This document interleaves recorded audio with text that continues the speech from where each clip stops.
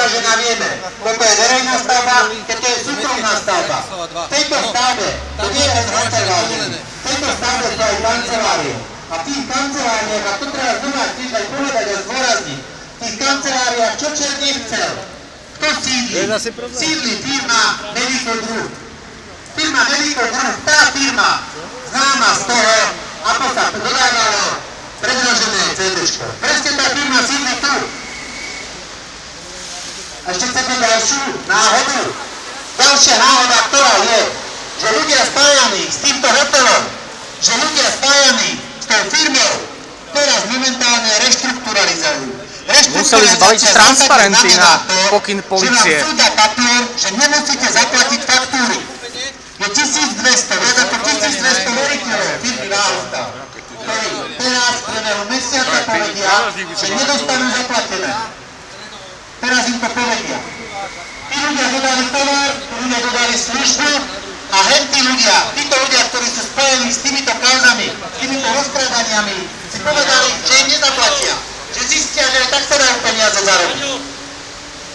Z peniazí chlapov Monterka z Orany, Kisnu, z východu a neviem skade z celého Slovenska si títo ľudia povedali, že si dostávajú možno svoje sídlo na Bahamách.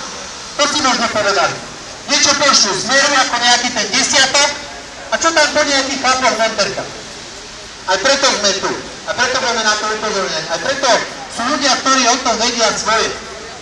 Teraz, ak dovolíte, tak by som poprosil človeka, ktorý skutočne o tom niečo vie a jeden z tých 1200 veriteľov, to znamená jeden z tých 1200 nie občanov, to nie že ľudí, to sú firmy, ktoré častokrát zamestnávajú desiatky alebo stovky občanov a jeden z nich vám povie teraz, že čo v praxi, ako v praxi prebieha táto, povedzme si to na plné ústa, priamo a otvorenie. Zvodenia, posvetení štátu, poprosím pána Hlavu. Sa začína a končí hranicou z Viete, v čom je problém? Že toto je magistrátna ulica a trojka začína tou budovou. No, toto je magistrátna, čiže tí ľudia tu môžu stať, či na magistrátne. Ale veď ste ich teraz zrušili.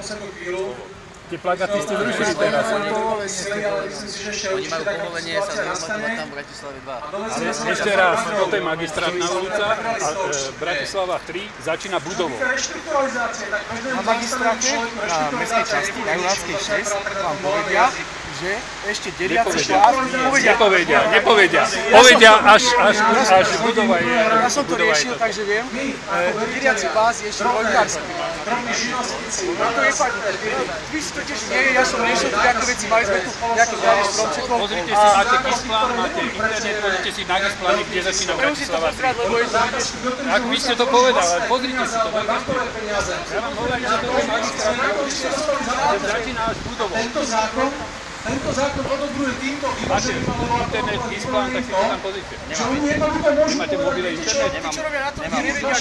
Vyplatíme len nejakých 10%. A tých 10% nám nevykrýva ani DPH. Veď my na konci toho sme príli od sociálneho úradu, od zdravotných poisťovní, od daňového úradu. Ale tento štát z nás robí zločincov. Hovorí sa v televízii, To riešime každý deň, to robím deň. zavrali nejakého mafiána, zobrali nejakého... Ja som sa za to bavil s jednou, čo robí na 20 000 eur na účte. To je s prepáčením hoprov oproti tomu, čo sa chystá tu na. My ako živnostníci, malé firmy a stredné firmy My keď riešime veci, tak toto je magistrátna ulica. To je skoro 3 miliardy korún. Budovu už môže riešiť Bratislava 3, ale toto nemôže riešiť Bratislava 3. Toto rieši magistrát.